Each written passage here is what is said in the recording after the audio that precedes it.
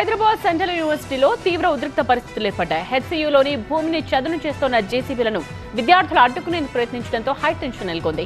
భారీగా మోహరించిన పోలీసులు ఆందోళన చేస్తున్న విద్యార్థులను అదుపులోకి తీసుకోవడంతో హెచ్సీయూ రణరంగంగా మారింది. హైదరాబాద్ సెంట్రల్ యూనివర్సిటీ భూముల వేలం వ్యవహారం మరోసారి ఉద్రిక్తతలకు దారితీసింది.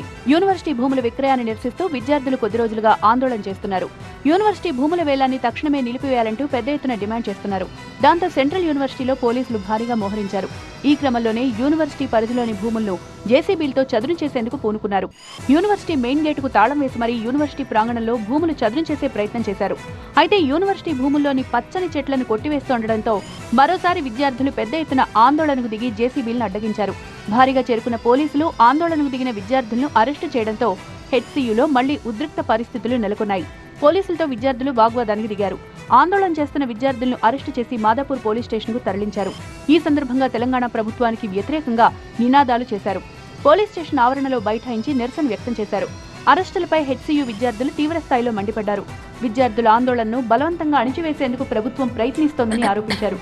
మెయిన్ గేట్ తాళం వేసి స్టూడెంట్స్ ను అడ్డుకోవడంపై ఆగ్రహం వ్యక్తం చేశారు.